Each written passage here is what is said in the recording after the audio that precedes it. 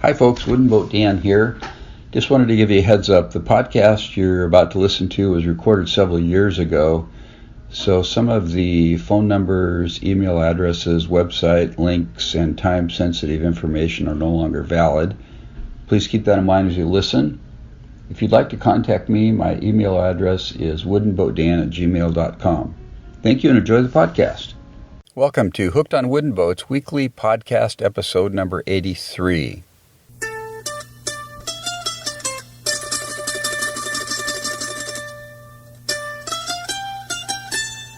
I am your host, Dan Matson, a.k.a. Wooden Boat Dan. If he can't do it, well, it just might not be humanly possible.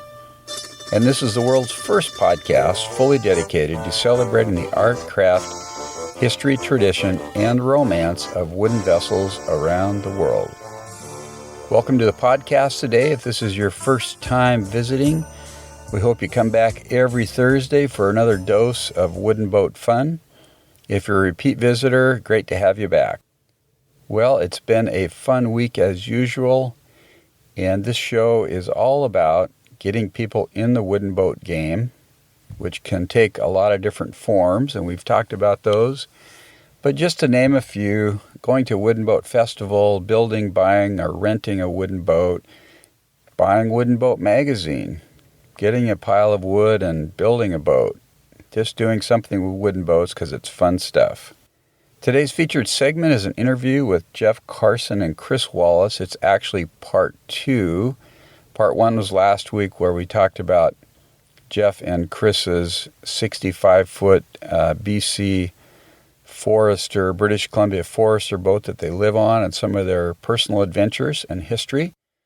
This podcast today, part 2 of the interview, we focus more on the Schooner Zodiac, which is a gorgeous 160-foot sparred length schooner designed by William Hann and launched in 1924 in Maine.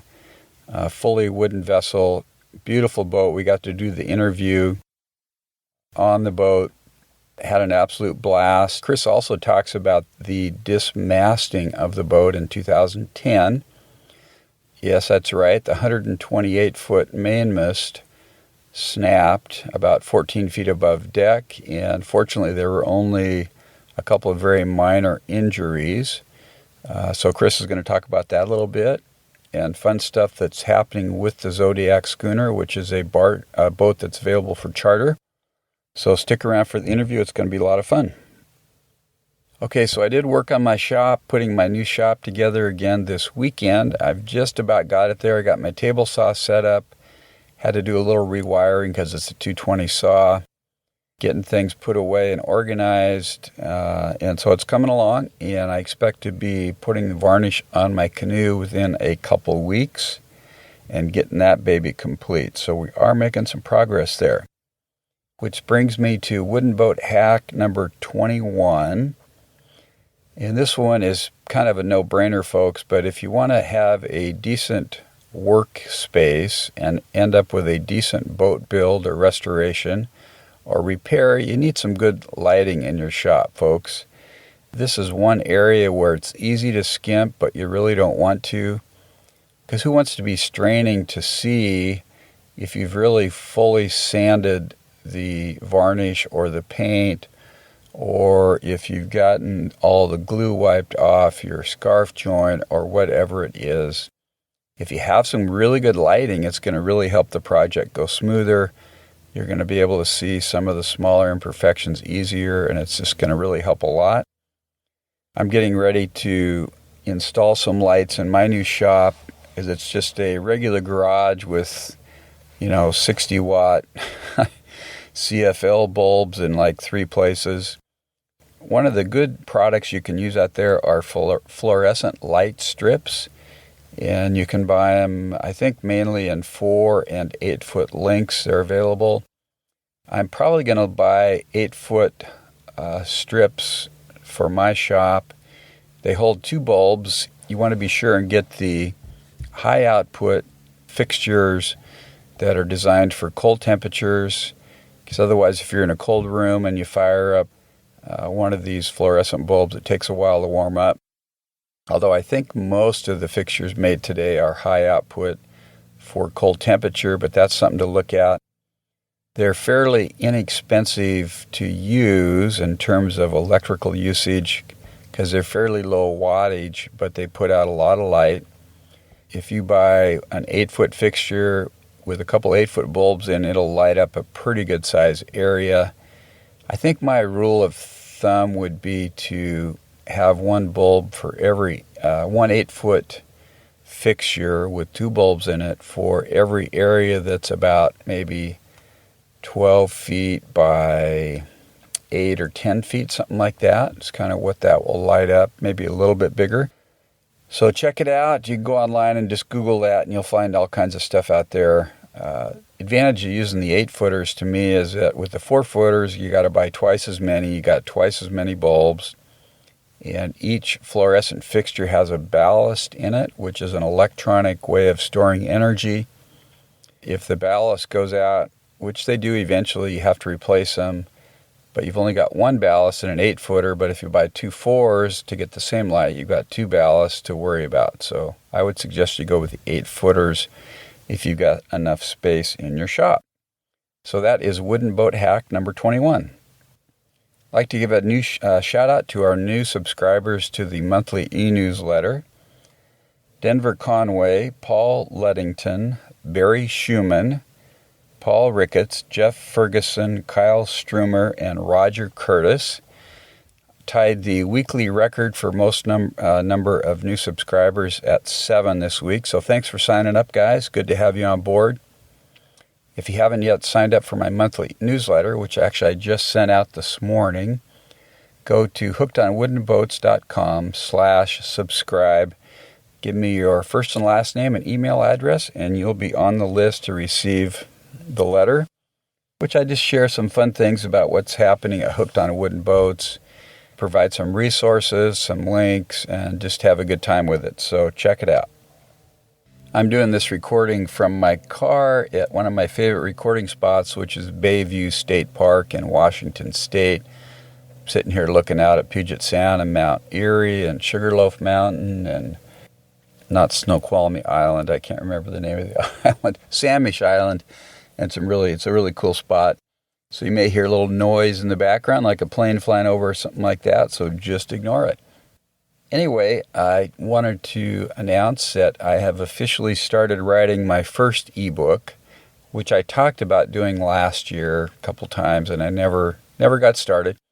But now I've got an outline in place, and I've actually started writing. The book is going to be titled Get in the Wooden Boat Game, Build Your First Boat, or something similar to that. So the idea behind this electronic book is to inspire newbies or beginners to go build their first wooden boat. So some of the questions I'm going to answer in the ebook are: what size and style boat should I build? How much will the boat cost and how long will it take to build? What construction methods should I use for building? What tools and supplies will I need? Should I build from a kit, from plans, or design my own boat? What type of finish should I use on the boat? What size and type of workspace do I need to build the boat in? And what are some tips, tricks, and hacks that would be helpful? So that's the outline. I've started writing the first few chapters. It's really fun. I anticipate having this book done this summer and making it available on my website. So stick around for that. If you've got any input or ideas on things you'd like to see in that book, shoot me an email, dan@hookedonwoodenboats.com. Okay, we're going to move on to the interview with Jeff Carson and Chris Wallace of the Schooner Zodiac. This is part 2 again. So let's get going on the interview. Take it away, Jeff and Chris. It is April 5th, I think. Is that right? Yeah, already. April 5th, and I am sitting on the Zodiac schooner with Chris Wallace and Jeff Carson. Welcome to the podcast. Thank you. Great to have you. I just found out a few minutes ago that Jeff's been listening to the podcast almost since day one, so that's pretty cool. And sometimes I sit at my recorder and think I'm a voice in the kind of going into the ether, so it's fun You to snagged him in your net. Yeah, I did. It's fun to physically connect with people that are listening. So anyway, so we're on a really awesome boat here. Zodiac was built or launched in 1924, and we're going to do a separate podcast with Jeff and Chris about kind of their personal history and their personal boat. But we're going to talk about the Zodiac today. So, so Chris, Jeff, who knows most about this boat? Anyway, both you guys do. Have different areas, I think, of what knowledge, we are experts in. So maybe start with you, Jeff, and kind of give me your perspective on this boat and a little bit of history and what she's up to and how you've been involved. And well, we got involved in 2007, I think it was, maybe even 2006. And we did sort of the typical thing, came on for an afternoon day sail when the boat was down on Lake Union, sailing with adventurers. And kind of fell in love with the boat and found out about their volunteer program and got involved with that. When they found out I was a carpenter and a rigger, they decided to start putting those skills to work. And we just kind of, Chris, she was trained as actually a theatrical painter. So all the painting skills and all of that. They just put us to work, and we got more and more involved. And it just seems like this is the kind of organization where the more you want to be involved, the more you can be. Mm-hmm. So it kind of became our way of life, actually. Yeah, over a period of time. Yeah. Quickly. Yeah, quickly. I think it was 2009. Our business had finally closed that down and made the decision to move to Bellingham, and it was about a 20-month process to sell the house in Seattle and make the move up here. But I think that was the peak of the back and forth commuting and all of that stuff. But Zodiac was running full tilt and using everybody they could. It was a great learning curve and new skills on a huge boat. I mean, sailing a boat like this is vastly different than sailing a small boat. So yeah, right. Yeah. So maybe one of you could give me a little history of Zodiac, kind of how she started out and who owned her and some of that stuff. That's definitely Chris's expertise. I tend to talk about that on trips. She was built in 1924, launched in 24, I should say. Designed by William Hand Jr., who was pretty renowned during the early part of that century for designs such as the Bowden and smaller boats, smaller schooners and smaller motor sailors. She was built in East Boothbay, Maine, at Hodgdon Brothers Shipyard. And the boat was built for the Johnson & Johnson heirs, Seward and Robert Wood Johnson.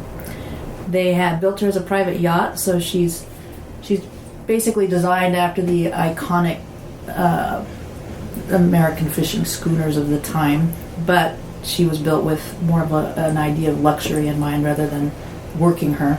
Oh.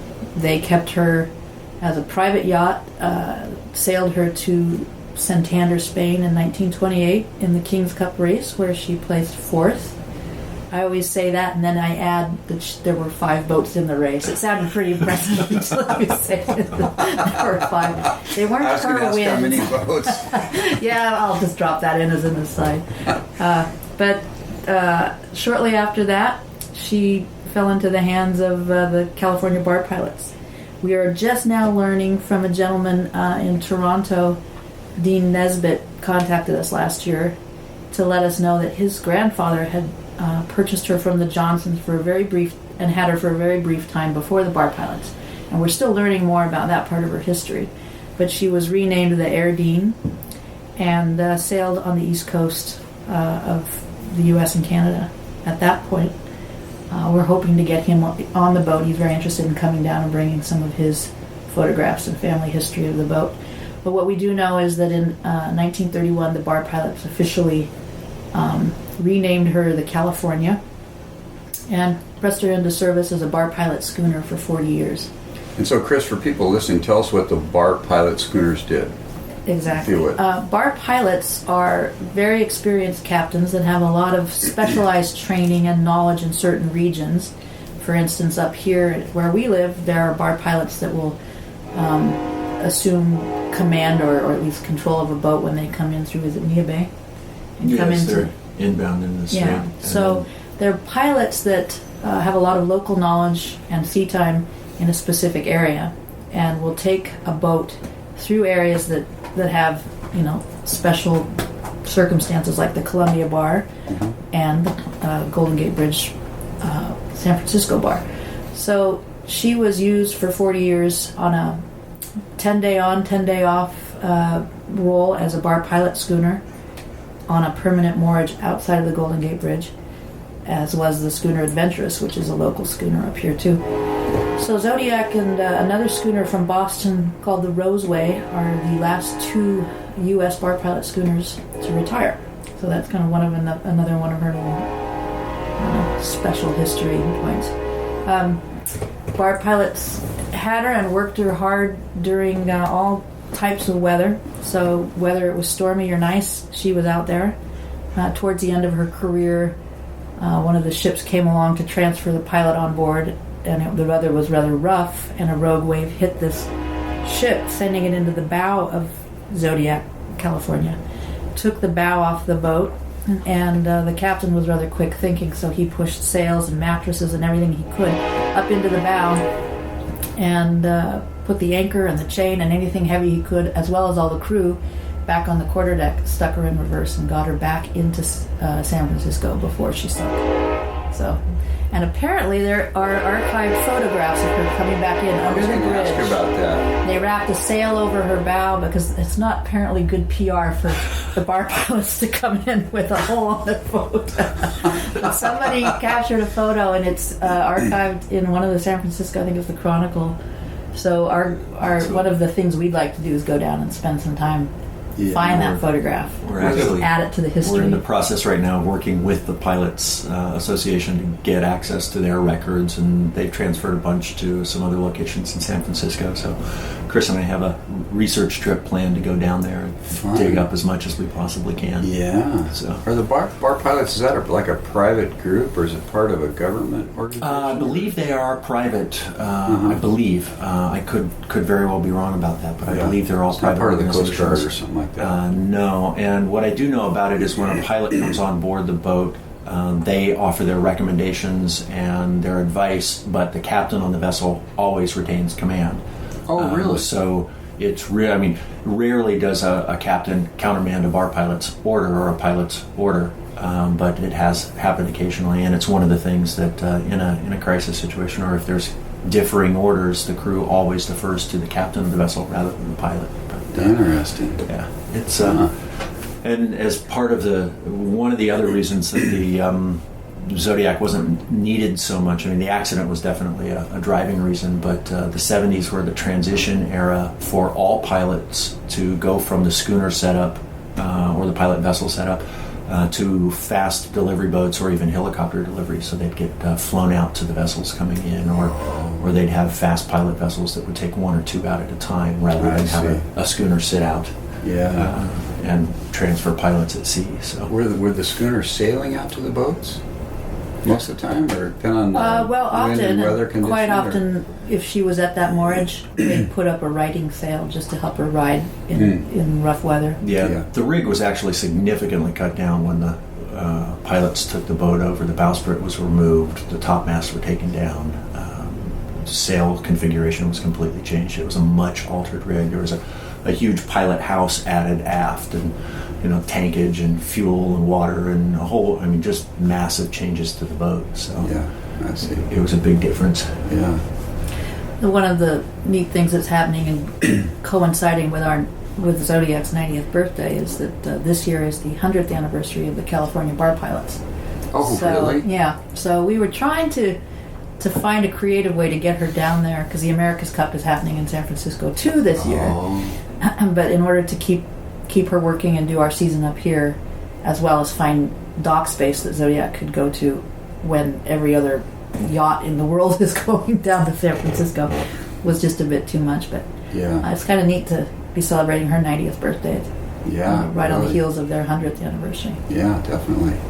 So, Chris, you were saying she was part of the bar pilots in for 40 years. Mm-hmm. Yeah. They retired her. Like I said, she and the Roseway retired within months of each other in late '72. And that's when the Vessel Zodiac Corporation was formed. And at a point, she was moved up to Newport, Oregon, and was at a dock there, and she was in pretty rough shape. She'd been worked awfully hard as a bar pilot schooner. So when the mayors and their friends kind of obtained the Zodiac, it took over 13 years of just hard work, replanking, reframing, basically just putting the boat back together again before the Coast Guard would even certify her to carry passengers. So. And that was in Newport, Oregon, you said? They got her in Newport, and then overwintered her on the Columbia before bringing her up to Seattle, where they worked on her for that 13-year period. So that was beginning in the early 70s to the mid-80s? Kind of mid-70s to the late 80s. I believe they started chartering her in the late 80s, 90s. Yeah. So. And it was down at South Lake Union for a good portion of that time, right alongside the lightship. Yeah. So who had purchased her then at that point? Before the Zodiac Corporation formed? Or no, actually, with the Zodiac Corporation. Who was that? Well, it's primarily Captain Carl Mayer and his son Tim and their family, and then several friends that were childhood friends of Tim's. They formed it as a corporation just for structural reasons that they wanted to do, not to be reliant upon grants and not make her a nonprofit. So everyone got a small. These friends of Tim's got some small portions of shares, but she's run basically as if she was a not-for-profit. I mean, everything that this boat earns during the summer goes into her restoration. Yeah. So she's a corporation, so they can retain control of the vessel, but she's worked just to stay afloat. And that's actually one of my favorite things about the boat is, in the grand scheme of things, worldwide, there's very few boats of this scale that are actually still working vessels. Yeah, and it's certainly a different. Chartering is a different type of work, but the boat works for its keep. I mean, if we don't make money in the summer, there's no restoration in the winter. So it's every penny that the boat earns goes right back into it.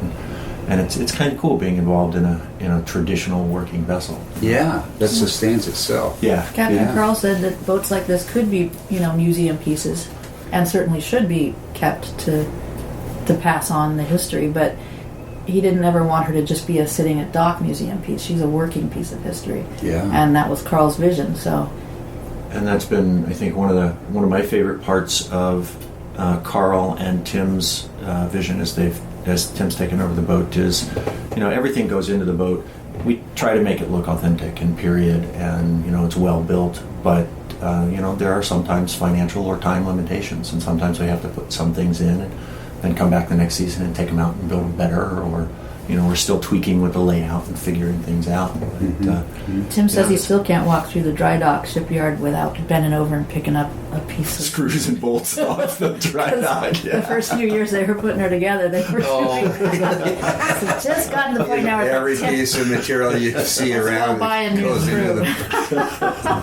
That's funny. Yeah. Tim's a notorious back rat. Our shop is just full of stuff, and it may get used, it may never get used, but it's always got trade value, or we can come up with a use for anything. So you guys have a shop locally here? Yeah, we've got some space in the warehouse right across the parking lot here, and that's our maintenance facility. So Carl Mayer, is that how you pronounce his last name? He was the original captain once the Vessel Zodiac Corporation got it. Once a corporation, and he's passed that off to his son Tim. Mm-hmm. Yeah.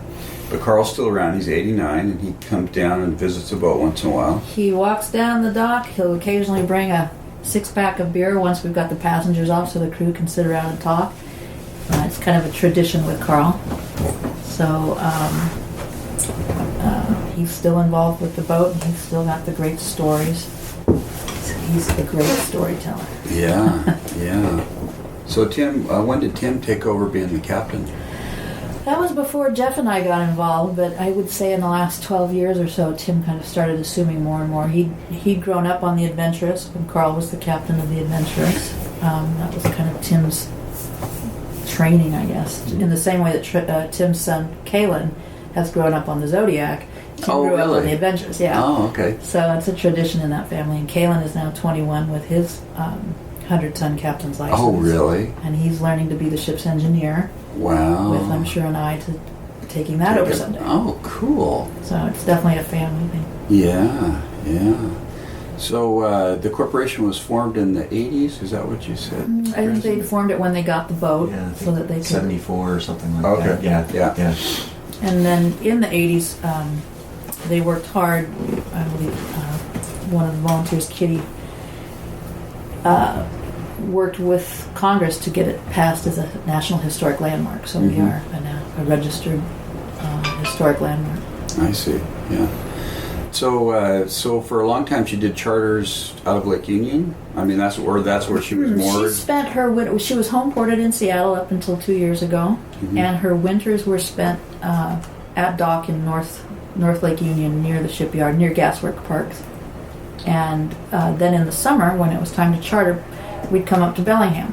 That's because we're just so much closer to the islands where we do most of our cruising. Yeah. So it was easier. 2 years ago, we decided to just make that move permanent.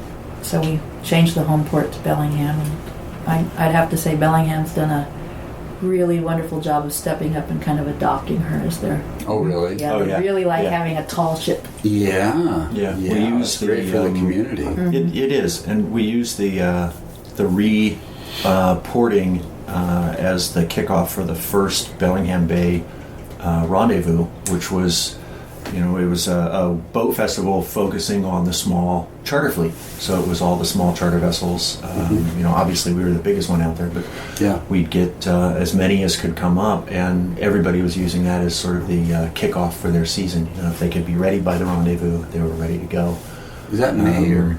It's in the end of Usually April. end of April. Yeah, and okay. This year, unfortunately, just with scheduling with a bunch of the boats and with what was going on with the port and and the organization, we decided to postpone it for this season, and we'll pick it up again next year. We're going to do a big one but, to celebrate her 90th birthday. Yeah, but the city really, or the port really, did a great job of coming together to welcome Zodiac on a year-round basis, and we get a huge amount of support from the yacht clubs and the local organizations, and because of some of the charters we do, the Maritime Association, the museum, some of the charters that we do, our brewery tours and winery tours, we've got all the local breweries and the local wineries are very supportive and like to be involved, and a lot of the local businesses. Boundary Bay makes because we do brew tours.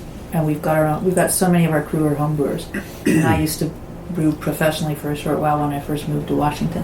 So we've come up with our own recipe for an IPA that we call the Schooner Wrap. Oh, really? And we took it to Boundary Bay, our recipe, and they said, well, this is so close to our IPA, you use a different hop schedule and one different type of hops that we use. So they came up with a way to brew for us occasionally a batch of our IPA.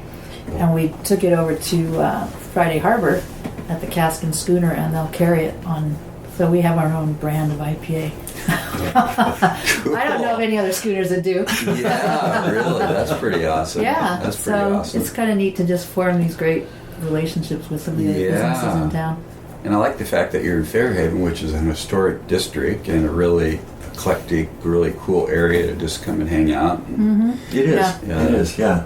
Great access, easy to get into and out of. Yeah. And, for a charter vessel, that for us that's important. Yeah. And there's lots of interesting things to do. Really here. fits in well with the community, doesn't it? Yeah. The Whatcom Tourism Association has really gone out of their way to support us, and they really help with a lot of different ways getting the word out. Mm-hmm. It's a coincidence that this is the dock, pretty much the only dock up here that can handle the Zodiac, because she's got a 16-foot draft. So we can't go over to Squalicum to the marina. Oh. And because we're a SOLAS vessel, we have to be at a secure dock. So what kind of vessel? SOLAS, Safety of Life at Sea. It's a special certification for vessels that want to go international. Oh. So we have to be at a secure dock when we're on land, which is great because this is a secure dock. Yeah. But it also just happens to be right next to the Alaska Ferry Terminal and the Amtrak station and the Greyhound station. Yeah. So it's so easy for people who are traveling to get here to have options. Oh, yeah, definitely. Hey, if I can change the direction for just a second. Yeah, sure. You mentioned the draft, and we haven't actually talked about how big the boat is. Yeah, we got to talk about the... Just for a bit of perspective here, we're talking about a boat that's 127 feet on deck. Yeah. She's 160 feet sparred length overall from the bowsprit tip to the main boom tip. 25 wide. 26 feet better beam. 26 beam and 16-foot draft. And with the new mast and the new rig, we're now 128 feet above the water level. So really, to the top of the... To the top of the main top mast. She flies almost 7,000 square feet of sail. And we only have 4 right now. So the main, the fore, the staysail, and the jib. And the mainsail is pushing 4,000 square feet of sail area in one sail Got alone. the largest working mainsail in North America. Really? Yeah. Who made that sail? That was actually made by Doyle when we did the re-rig. Okay. They came to us and pitched building the sail domestically. Our previous sails had been lee sails out of Hong Kong, and Doyle has been working really hard to capture the domestic large sail market. And I have to say we're pretty pleased with it. It's a big sail. When we first got it, it's super heavyweight. I think it's 28 or 29 ounce Dacron. Monstrously heavy. It was like handling cardboard or plywood the first season. And it's taken 3 full years for it to really start to break in and develop any Yeah, boy, you could hear it sort of crackle hand, when yeah. you raise the sail. But we're pretty pleased with it. What's the expected life of a sail like that with the conditions you How old have? was the old one? Oh, I think the 12, old one 13 was years? 12 or 13 years. Yeah, Tim would know the details on that. But we should be able to get at least 10 or 15 years regular maintenance. And we keep them in the summertime when we're active so often. I think this season, Chris, you'll correct me if I'm wrong, but I think this season we've got like 9 days. Once we start, we've got something like 9 days in the height of the summer that we're not sailing. And every other day we're out. So when we're at dock, we have the covers on and we try to protect them, but it's out and working. And then in the wintertime, they all come off and go up to the shop and we inspect them and do any maintenance that needs to be done. Yeah. So Interesting. So, Chris, you're called the port captain. Is that right? Yes. Now, what does that mean? Port captain's, at least as far as how we're defining it, but port captain is responsible for oversight of the crew, managing personnel. I manage the season, help Tim in the fall. Well, lately it's been late summer. We come up with our next season. So it's handling kind of the business part and the personnel part of the boat. I train the crew. I'm And you have your responsible for captain's, you get Coast Guard 200-ton captain's I just license. upgraded to a 200-ton. Yeah. And I was the mate, have been the mate for 3.5 years. So now we're working on training. I wouldn't say young, because sometimes they're not so young, but up and coming deckhands that want to be officers. The gal that was our mate in training last year just got her 200-ton and is now off at school to spend 2 years getting her 1,600-ton near coastal mate's license. Wow. So it's really neat because a lot of the people that come through our program are trying to get sea time on a 200-ton vessel so that they can go on and get licenses, whether that be a captain's license or an AB. And we are, because of the size of this boat and her displacement, she's a 200 gross registered ton vessel. There aren't too many boats out there where you can get that kind of sea time. Yeah. along with the sail endorsement. Yeah, sail endorsement. So Jeff, what's your role with the vessel then? I work as the lead rigger on board, and I'm also one of the ship's carpenters, so helping out in any of the carpentry projects. Yeah. Okay. Cool. So you're both on the vessel pretty much all the time she's sailing? I have been for the last 4 or 5 years, and then Jeff that goes out and earns the money for the family. Oh, really? He doesn't get to go on all the trips. I tend to be, as Chris was mentioning earlier, I think the volunteers that help out with the boat, some of them are more involved in the winter and don't get out sailing too terribly much in the summer, and I tend to be one of those. A lot of my work takes place in the off season, and when we're down rigging and up rigging, those are the really busy, 2 weeks there. And then the first couple of trips out, I'm on board just to make sure everything's rigged properly, I see. and Yeah. we don't have any difficulties. And then I come and go when I can. And Are you doing carpentry for your work then? I used to do carpentry. I used to be a remodel contractor and a boatwright. Yeah. But lately I've been transitioning into commercial maritime. I've been working on tugboats, and I'll be up in Alaska this summer on a salmon tender. Oh, really? So, As a engineer, or kinda? on the tugboat, I've been a deckhand, and up on the tender, I'm going to be up as engineer and mate, assisting the captain. So. Okay, cool. So coming back to the Zodiac here, 2010, you lost a mast on the ship. Well, we didn't lose it. We know where. Well, it went. yeah, you lost it and found it real quickly. It was no longer vertical. Yeah. So tell me about that. Well, we were out on a 3-day sail with a bunch of homeschool kids who'd been on before, and it was our last day. We were on our way back in. The weather was pretty temperate. We were heading back just past Village Point on Lummi Island, and I was standing back by the helm, actually by the radios, when I heard a pop, and then seconds later, in front of me, the mast about 14 feet from the deck just exploded, and my daughter was standing beside me. We both recall that it seemed like it took forever to watch these splinters and this dust dissipate, but it was only seconds. But by the time I registered what had just happened in front of me, the mast was off the boat, and the shroud, it had taken the shrouds. And the sails were up at the time? We were under full sail. Yeah. We were doing about 6 knots. And prior to all of this happening, we'd had, like I said, 21 passengers, 19 of which were kids, just spread all across the deck, doing what they do, sunbathing or playing cards. Some of them were tying knots. And when I finally realized what had happened, there was no mast, but our boom was laid across the cap rail on the port side. The shrouds had been pulled over when the mast went off, and our shroud cables are, an inch thick? Inch and an eighth, yeah. So that they just cleared the deck. And there was a bit of momentary panic. Now, I would say, looking back, though, I'm really proud of those kids, most of who'd been on before. They didn't panic, they didn't, scream, and we were able to get everyone back to the quarterdeck. But the captain ran forward immediately, thinking, as I did, that there was people trapped underneath what was left of, the... This was a foremast? This was the main. Oh, the main mast. The main, which... Again, Jeff mentioned, but it was with our topmast 127 feet tall with a 4,000 square foot sail, which weighed about 1,000, 1,200 pounds. Between the gaff and the sail, yeah, it's 1,200 pounds. So that all went over and fell. The boom fell about 8 feet from the wheel, from the helm, where people had been standing. And miraculously, I always knock on wood, no one was hurt. We had one of the teenagers had bruised her elbow just getting out of the way and getting back to the quarterdeck. And one of our elderly crew members had been standing where, once the shrouds were pulled over, our hard-bottom tender flipped over on him. And we thought he had a concussion, but actually he'd broken his toe. I'm not sure how those two relate, but by the time they triaged him, it was a broken toe, not a concussion. Really? So that was all that happened, but it was a rather scary day. And I'd like to never repeat port tack that. at the time? We were on a starboard tack. Starboard tack, yeah. And that's why everything fell over to the port side. And the kids had somehow miraculously moved from the deck boxes they were sitting moments before it happened.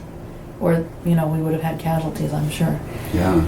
And, excuse me, so we were still under sail with the fore and the headsails. And we had no way of turning on the engine because we had miles of line, halyards, sail, and cables, as well as several broken pieces of mast underneath us. So if the captain had turned on we have a 5-foot prop, if he'd have turned on the engine, would have sucked it into the engine, and we would have been in worse shape. Yeah. So at that point, we had to get all the rest of the sails down, and then we were still getting blown along with the tide onto the shore of Lummi. So it was a little dicey. Yeah, so how did you get underway or get out of there then without getting blown ashore? Finally, we called a mayday and got the Coast Guard involved. Finally, one of their 80-foot cutters, the Terrapin, came and hooked up a very long 500-foot tow and towed us back in. But that whole process, this happened at 1 o'clock in the afternoon. By the time we got into Bellingham, we couldn't get to our dock because we couldn't, we had all this stuff we were towing behind us. So we just anchored right outside here in the bay. It was about 11:30 at night. Really? So wow. So at that point, you just kind of had to leave everything where it was until the next day. And we anchored and then just started cleaning up the boat and trying to salvage what we could out of the water. We couldn't get any of the we couldn't free ourselves from the sail or the shrouds because the cables were so big that what we had on the boat at the time of dismasting, we couldn't cut anything free. So what we did while we were waiting for the tow was to just gather as much of it as we could and try and tie it together in a bundle up next to the hull. Of course, by the time they were ready to tow us and we made it around Bendovi Island, which is kind of the turn into Bellingham Bay, the weather had picked up to about 25 knots, and as we kind of hit the weather broadside, then our bigger concern became whether the cross trees, which are called the spreaders, which are metal, were going to put a hole in the hull as they banged up against us. Oh. So all sorts of things. It was a very eventful evening. So not much was actually left in the water to lose. Everything was pretty much attached to something. It was all trailing behind us or bundled up. The sail was in the water. Sail was in the water. It was a huge sea anchor, basically. Yeah, how do you... So when the toasties were towing us in, all the gear, everything was just dragging behind. But like you said, we didn't actually lose that much. The terrapin actually picked up a piece of the topmast as they were coming in, and when it was all said and done, except for parts that had just exploded and turned into dust, we had all the major components recovered, every little piece of the rig, which was good for both the Coast Guard and the insurance company because they wanted to look at it all. And good for us as we re-engineered our mast. Yeah. So how long did it take to get the boat back together and get a new mast and all that? That kind of cut our season short there. Was that early in the season? That was September 21st or 23rd. And we still had another 2 months of cruising left, so we had to cancel the trips. But the search went out almost immediately for a tree big enough to replace our mast. And they found one in the fall just outside of Astoria. I think it was a 200-foot tall tree. I heard 220 when they Douglas fir. Doug fir, old growth. Yeah. And they found two. We had two just in case one of them, there was a flaw in it or something went wrong on the turning. And Grays Harbor Historical Seaport had a lathe, and they turned it. So the winter time was spent basically taking apart what was the existing components of our rig and inspecting them and basically stripping them and sandblasting and having them tested and preparing everything for the new mast that was going to be coming, which we got at the first of the year. They brought it up on a huge truck trailer. And it arrived to us at 123 feet long on one trailer.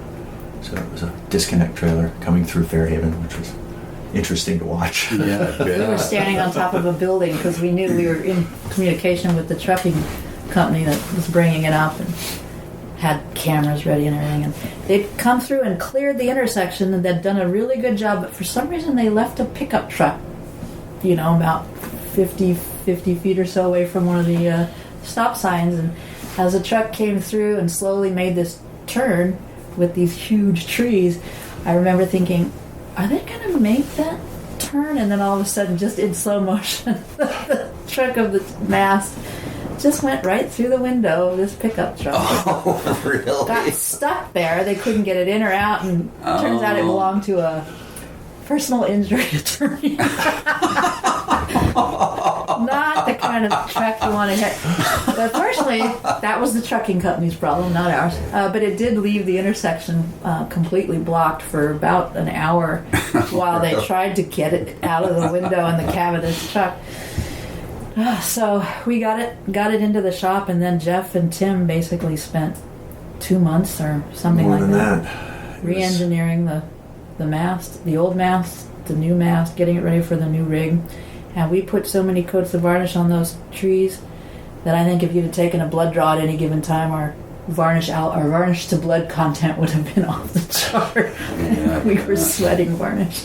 But it was, I mean, it wasn't just the, having to fit everything to the new mast. It was every piece of hardware was inspected, Every piece of metal was sandblasted, inspected, dye tested. Anything that was questionable was sent in for lab testing. All of the rig, every block, especially the ones that had been underwater after the dismasting, were disassembled, which is, that's a usual practice for us. Every year we disassemble and service all of the running hardware, but in this instance, everything was even more broken down and everything was inspected. All the shrouds we have what's called service on the shrouds. It's tarred marlin or seine line, essentially wrapped around them with some additional protective coats. That was all peeled off, and we inspected all the shrouds and then had to reservice everything. All new turnbuckles and terminal end fittings, all of that was replaced. It was kind of a fun project, and it was hard, but a lot of our volunteers and the young kids that are involved in the boat got to spend some time with some of the old masters, pouring new fittings for the shrouds and doing things that normally they'd never get to participate in, parceling and serving the shrouds. So it was a real great learning experience. So we had some of the old guys come out of I wouldn't say come out of the woodwork, but come up with their skills that we don't normally have to use every year. Right. And we got to, a lot of the younger kids would come volunteer and just learn all these old skills. Yeah. You don't parcel and serve shrouds every day. Yeah, interesting. So what was the cause of that mast breaking like that? Well, it took quite a few weeks, probably a month or more, of just pouring over it with not only our crew, but the insurance surveyor and the Coast Guard. And then they brought in some of the other rigging experts from around the area as kind of objective evaluators. Yeah. And the consensus was, well, I'll let Jeff tell it because he's our rigger, but he's asking what the cause of the failure was. Well, the across-the-board consensus was they couldn't positively identify any one particular thing.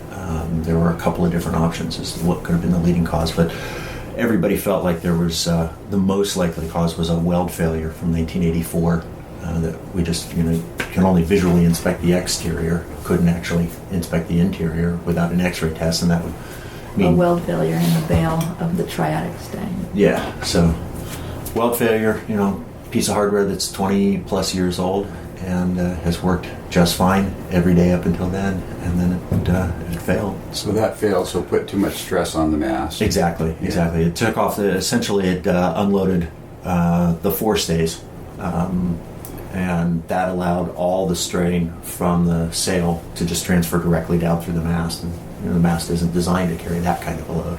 So looking at the wood portion of the mast only, it looked pretty good, did it? Yeah, the and accident. It was an interesting thing as well because the masts that we had at that time were actually laminated. They were all glue laminated structures. They weren't solid. Oh, really? Which made for some interesting discussions with the surveyors because glue laminated structure like that, when you sound timber to determine if it's rotten or not, you take a small hammer and you tap it. And you listen to the sound, and if it's not rotten, it's got a good solid thunk. And if there's rot in there, typically it'll have sort of a hollow, a hollow sound to it. Yeah. Well, the laminated structure just sounds hollow. It sounds you can't sound it to determine if there's rot. So it was solid laminated. It was solid laminated structure. It wasn't a hollow mast, no. Yeah. That was for a while.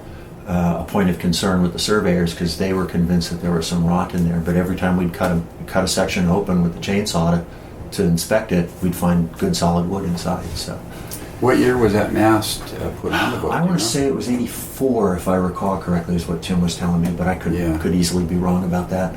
So the mast you put on now is just one tree. It's just a solid piece of timber. Solid piece of timber. Yeah. Cool. Yeah. And we've got our moisture meters, and we check everything, and we've got some places where we can actually open up the structure and we can get preservatives pumped in there, and it's good. We redesigned all the masthead fittings, and rebuilt everything just to make sure that they're a little more solid and a little more contained. And one of our primary concerns was we didn't have a problem with it, but everybody was worried about moisture entering end grain at the top of the mast. And typically you'll have a little lead cap that gets kind of put over that. Yeah. Well, to avoid that, we actually re-engineered our masthead fittings so that they're solid welded structures, so there's just absolutely no way moisture can get up in there. I see. So yeah. And then changed a little bit of the bail arrangement around as we were rebuilding all that stuff. So. I see. So for people listening that are interested maybe going on the Zodiac on a charter or whatever, tell us a little bit about what you guys offer. Okay, well, we sail from basically mid-April or earlier through second week of November, and we offer everything from private charters to public cruises. As we've mentioned, we go up to Desolation Sound for 2 weeks, and that's something people can book online. We have island brewery tours, which we added about 2-3 years ago, which are pretty popular. There's a lot of little microbreweries in the islands, so we'll sail from island to island, go in and have tastings and tours. And because we like to brew ourselves, we brew a batch of homebrew on the deck of the boat at anchor one night. Oh. So that's fun. Yeah, now how long does that trip last? That's a 4-day trip. 4-day trip. We Yeah. get on here in Bellingham. For this year, we're timing it with the Seattle Center for Wooden Boats Festival. It's around 4th of July. So we're actually boarding in Bellingham and stopping at several of the island microbreweries as we sail along down south, ending in Port Townsend with their brewery, and then we just hop down and go through the locks, and everyone gets off in Seattle right in time to see all of these great wooden boats at the boat show. Cool. Cool. So that'll be fun. What does a trip like that cost, Chris? That trip, and everything is all inclusive, so it includes all the meals and tastings. That one's running about $900 for 4 days. Mm-hmm. Our island winery tours, same kind of thing. We take people to different vineyards, like Lopez Island Vineyard, where the winemaker comes out and gives a tour of the vineyards and tastings and talks about his wines. We go to San Juan Vineyards and also Westcott Bay Distillery, where they make cider out of the apples there on the island. So it's sailing as well as, getting to do these wine tastings or brew tastings. We have now combined the winery tour with seafood, since we're kind of well known out here in the islands for our seafood and our wines. Yeah. So that one sold out already. I think we're going to have to add another one. Really? So those are kind of the niche specialty ones. Yeah. But we also just go out and sail. Yeah. So there's multiple trips people can book online. Are there day sailing trips where you just go out for a day? We don't have a lot of day sailing. Most of ours are overnights. Okay. The Coast Guard has us certified as we can take 26 passengers on overnight trips. Mm-hmm. We have 40 bunks on the boat. Mm-hmm. So Mm-hmm. 26 passengers and crew, captain, and a cook, full-time cook. And our typical length of trips are anywhere from 3 or 4 days to the 2-week Desolation Sound trip. I see. Yeah. We're doing Port Townsend's Fall Wooden Boat Festival, and then leaving there and sailing into Victoria and doing the Gulf Islands. Oh. And that one's about half full too. So we just try and make lighthouse tour. We try and make every trip a little different, but there's always sailing. Yeah. And because we're part of the American Sail Training Association, the crew that's on board, it's our job to teach the passengers how to handle the sails and then stand by them, help them if they need it. But mostly it's the passengers that handle the sails, the passengers steer the boat. Really? Yeah. Mm-hmm. We teach them how to navigate. They get to go through a half-hour watch rotation where they start out in charts with one of our crew members, and they learn how to plot their position off the GPS. If they're more advanced than that, we take them out and we do some cross fixes with landmarks. It's kind of however much anybody wants to learn. Really? People can opt out too if they want, but we get everything from beginner sailors to wives of sailors to husbands of wives who sail. Yeah. And all sorts of interest levels and experience levels. So we kind of tailor it to whoever we're teaching. Yeah. And after they've spent a half hour in charts, they go to the wheel. And the captain's there, or I'm there, both of us. And then there's a crew member dedicated to pass on the orders, and the passenger steers the boat. And then there's another passenger up on bow watch for a half an hour that's looking out for crab pots or kayakers or fast-moving smaller boats or islands. We don't like to hit the island. So they spend a half an hour up there, and then they're back for a half an hour just sitting in one of the deck chairs listening to the radio as a messenger should the person at the wheel need anything. Again, they can opt out of it, but most people don't. They really enjoy working the boat. And I think we get a lot of return passengers because just working the boat and learning about our history, they all feel a little bit invested in it. Oh, yeah. And I make sure that on every trip we thank our passengers because, as we've mentioned, if people aren't buying tickets to go out on this boat doesn't stay alive. So it's the passengers and our volunteers that keep her going. And it's fun as a crew member helping these people learn how to sail a boat this big. And we talked about the difference between sailing a small boat and a large vessel. Yeah. There's a lot of line handling and things like that, but you take somebody who maybe has never sailed a boat before in their life, and all of a sudden they're at the wheel of a 160-foot schooner sailing through the San Juan Islands, and half the time these people are intimidated and nervous, and 10 minutes into their helm watch, they suddenly realize that it's okay and it's fun, and it's really enjoyable to watch that transition and watch people really relax and have a good time. And then, typically after that, they just can't wait to get their next turn at the helm.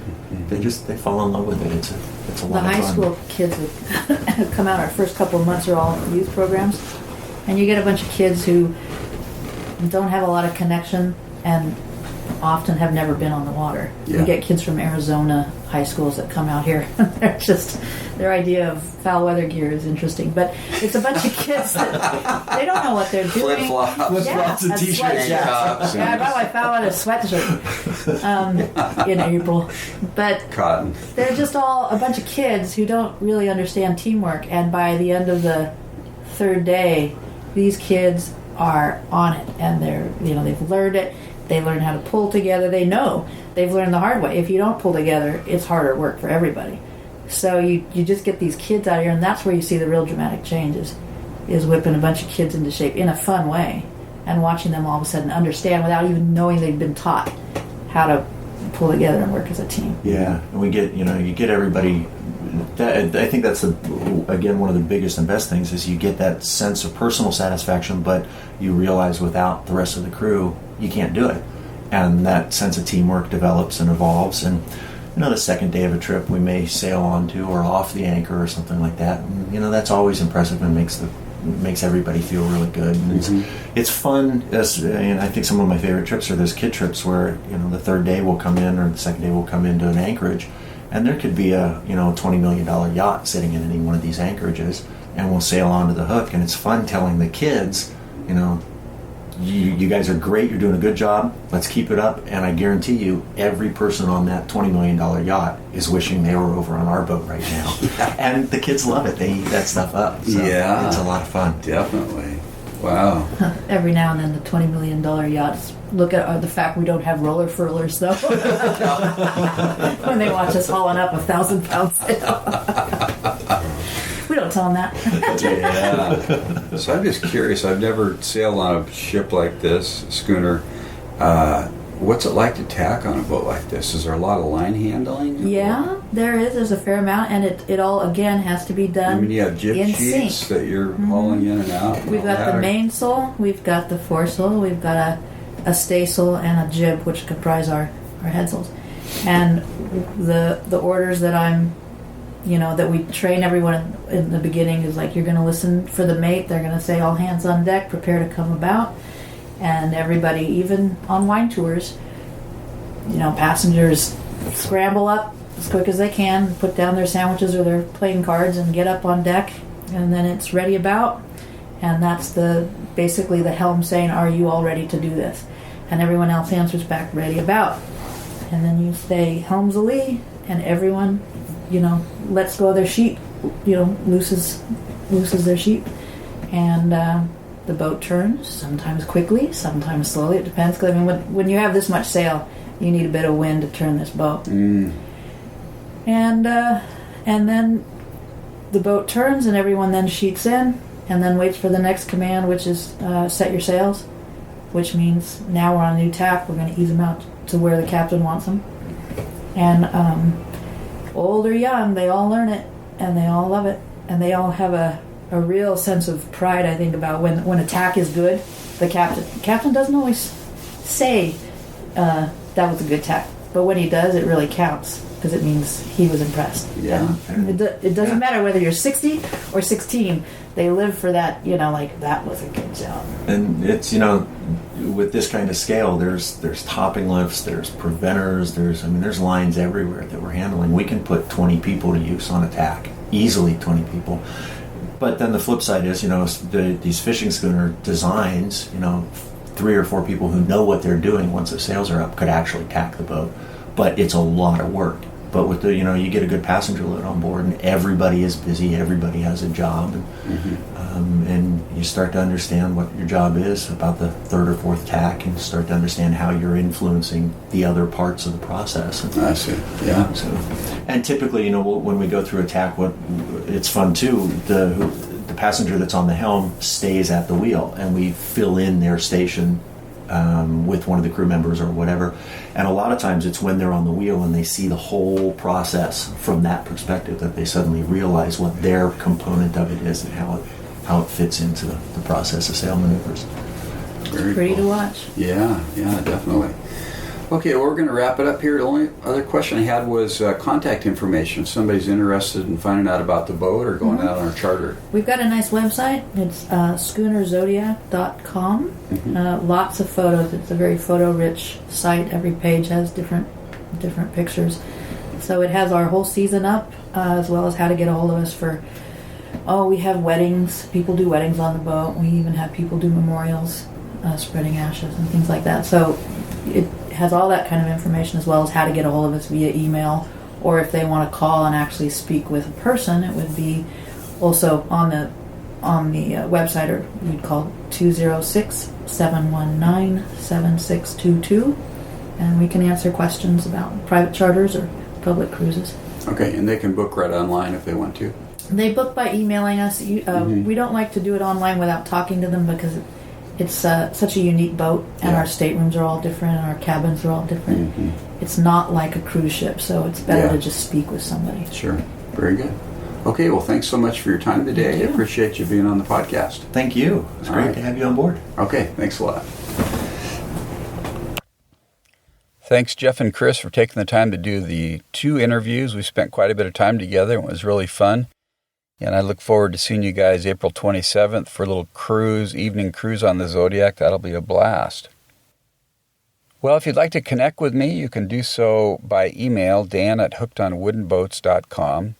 If you enjoy the podcast, and I'm assuming if you've listened this far that you probably do, if you go to iTunes to the podcast store and find Hooked on Wooden Boats there, give me a 5-star review, I would really appreciate it.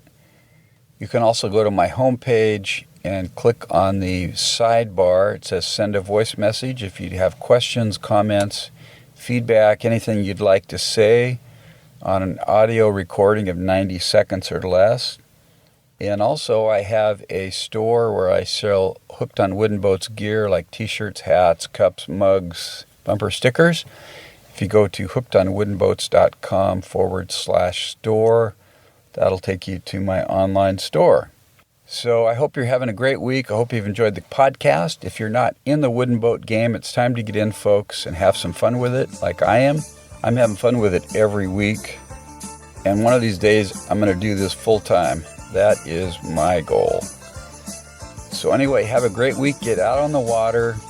Go varnish your boat or build your boat or rent your boat or buy a boat, or touch a piece of wood, or inhale some sawdust. No, don't do that.